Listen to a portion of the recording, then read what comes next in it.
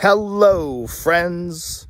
I wanted to make a video to address some of the controversy that's been going on over the past few days. And first of all, to say thank you to everyone that sent love and support. I truly, truly appreciate it.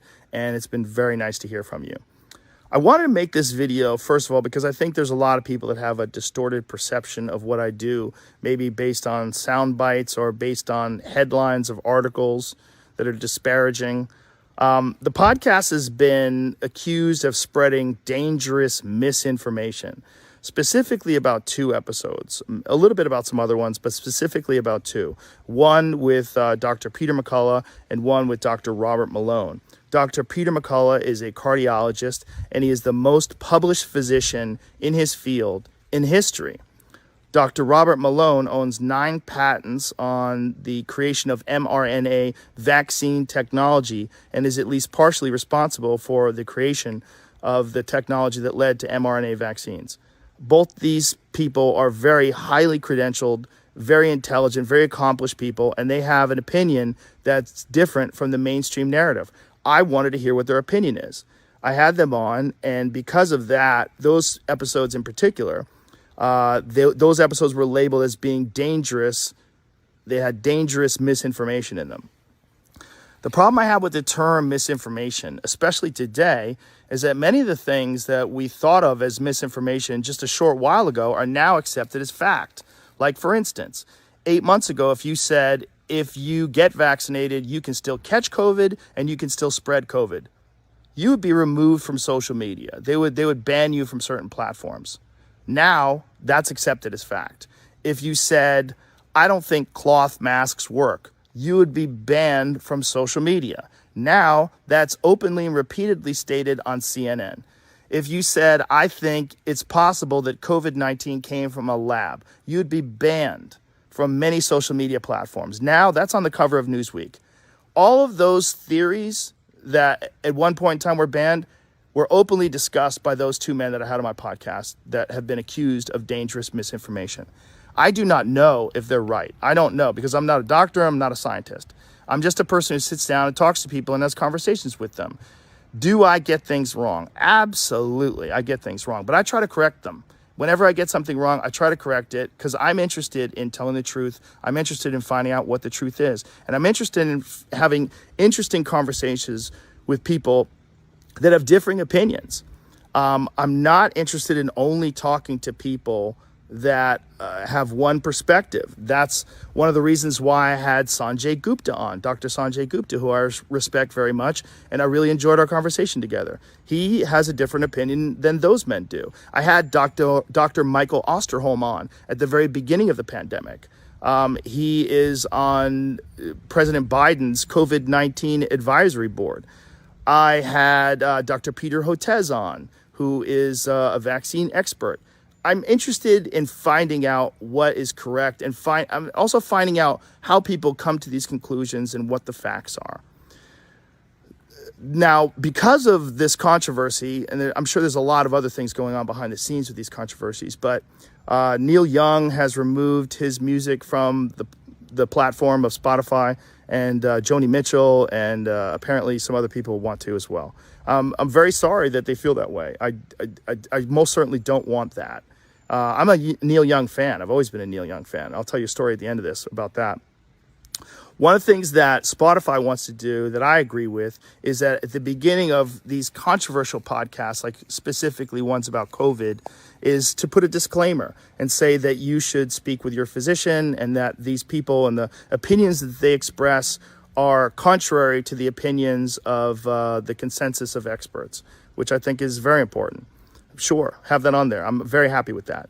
Also, I think if there's anything that I've done that I could do better is have more experts with differing opinions right after I have the controversial ones. I would most certainly be open to doing that. And I would like to talk to some people that have differing opinions on those podcasts in the future. We'll see. I do all the scheduling myself, and I don't always get it right. These podcasts are very strange because they're just conversations. And oftentimes I have no idea what I'm going to talk about until I sit down and talk to people. And That's why some of my ideas are not that prepared or fleshed out, because I'm literally having them in real time. But I do my best, and they're just conversations. And I think that's also the appeal of the show. It's one of the things that makes it interesting. So I want to thank Spotify for being so supportive during this time. And I'm very sorry that this is happening to them and that they're taking so much heat from it. And so now the Neil Young story. When I first of all, I'm not mad at Neil Young. I'm a huge Neil Young fan. I've always been a Neil Young fan. When I was 19, I was a security guard at a place called Great Woods in Mansfield, Massachusetts. It's an outdoor concert amphitheater, and Neil Young was playing there. And that was the last day I worked there. I quit during the Neil Young concert. The job was kind of crazy because there was a lot of times fights broke out and stuff, and I think I probably got like $15 an hour, and I was not about to get beat up for $15 an hour. So I would bring a hoodie with me whenever I worked. So in case the shit hit the fan and it got too crazy, I would just put my hoodie on and leave and cover my security outfit, my security shirt. So one day during a Neil Young concert, there's the amphitheater, the way it's set up is there's a covered area outside that has seats, and then there's a lawn area behind it. And the lawn area during the Neil Young concert, they got a little rowdy. It was cold out, and they started bonfires. So they had these raging fires on the lawn, and we were supposed to go and put these fires out and stop them. So we tried for a little while, but then brawl started breaking out, and it started getting crazy. And I was like, fuck this. So I put my hoodie on, I zipped it up, and I left. And I drove home, and as I was driving home, I was singing, "Keep on rocking in the free world." That was my last day on the job. I don't even think I collected my last check. So no hard feelings towards Neil Young, and definitely no hard feelings towards Joni Mitchell. I love her too. I love her music. Chucky's in Love is a great song. I don't know what else I can do differently other than maybe try harder to get people with differing opinions on right afterwards. I do think that that's important, and do my best to make sure that I've researched these topics, the controversial ones in particular, and have all the pertinent facts at hand before I discuss them. Again, I'm not trying to promote misinformation. I'm not trying to be controversial. I've never tried to do anything with this podcast other than just talk to people and have interesting conversations. I didn't plan it. I can't believe it's as successful as it is. It was never really an idea that I had. The podcast started off as just fucking around with my friends and having fun and talking. And then when it became popular, other people wanted to come on, and I was like, oh, it'd be cool to talk to that person. Oh, he's interesting. Oh, she's got a cool book out. And then, boom, it's become what it is today, which is like some out of control juggernaut that I barely have control of.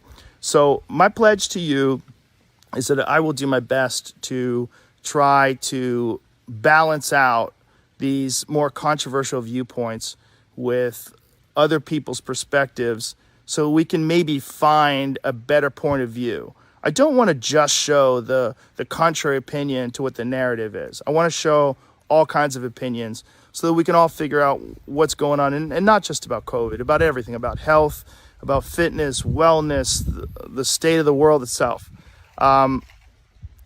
It's a strange responsibility to have this many viewers and listeners. It's very strange, and it's nothing that I prepared for, and it's nothing that I ever anticipated. I am going to do my best in the future to balance things out. I'm going to do my best. But my point of doing this is always just to create interesting conversations and ones that I hope people enjoy. So if I pissed you off, I'm sorry. And if you enjoy the podcast, thank you. Thank you very much. Thank you to Spotify. Thank you all the supporters, and even thank you to the haters, because it's good to have some haters. It makes you reassess what you're doing and put things into perspective, and I think that's good too.